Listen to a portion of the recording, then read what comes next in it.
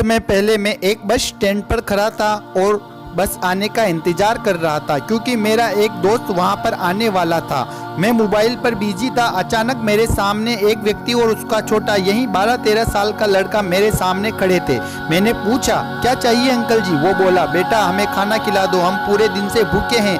मैंने कहा, अंकल जी आप चिंता न कीजिए, मैं आपका खाना खिला दूंगा, मैं तो फ्री बैठा था। मैंने अंकल जी से पूछ लिया, आप दिन भर भूखे क्यों हो, क्या करते हो?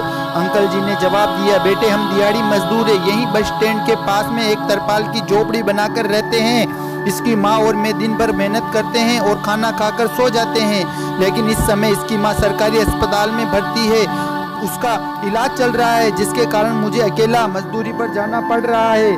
मैंने आज जितने भी पैसे कमाए हैं उसकी दवाई ले लिया है, क्योंकि डॉक्टर ने बाहर से दवाई गोली लाने को कहा था, लेकिन हमारे पास खाने को पैसा नहीं है। यह सब सुनकर मेरी आंखें नम सी हो गई। मैंने अंकल जी से कहा, आप चिंता न कीजिए, मैं आपको और आपके बच्चे को खाना खिला दूंगा।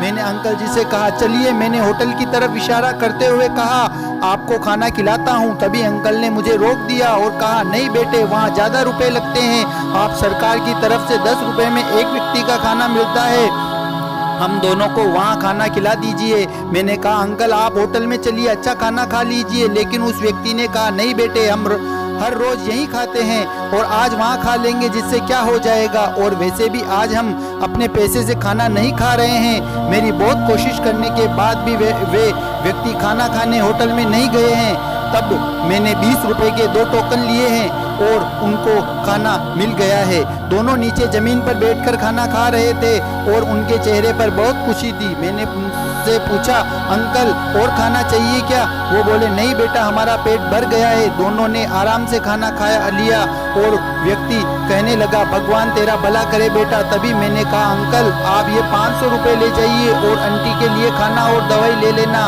उस व्यक्ति ने 500 रुपये लेने से मना कर दिया और कहा, बेटा इसकी माँ ठीक होने वाली है, डॉक्टर ने कहा कल छुट्टी करने की बोला है, कल से हम दोनों मजदूरी पर जाएंगे, हम हमारे खाने के पैसे कमा लेंगे, आपने हमें खाना खिलाया, इसके लिए भगवान आपका भला करे।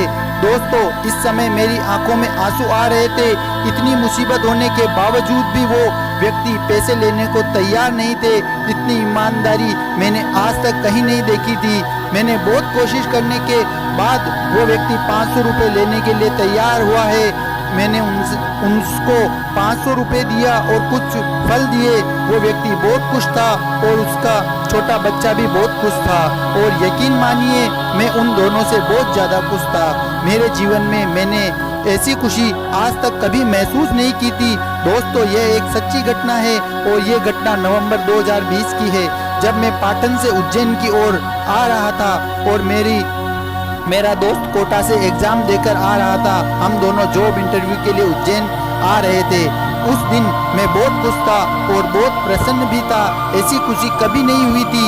दोस्तों, आप सभी से कहना चाहूँगा, अगर आपको कोई ऐसा व्यक्ति दिखे जिसको वास्तव में मदद की ज़रूरत है, उसकी मदद ज़रूर कीजिए, आपको बहुत बड़ा सुकून मिलेगा। आप जो देते हैं उसका 10 गुना अधिक लौटकर आपके पास आता है। इसी प्रकार की प्रेरणादायी कहानियों के लिए आप मेरे चैनल को सब्सक्राइब करें, लाइक करें, शेयर करें।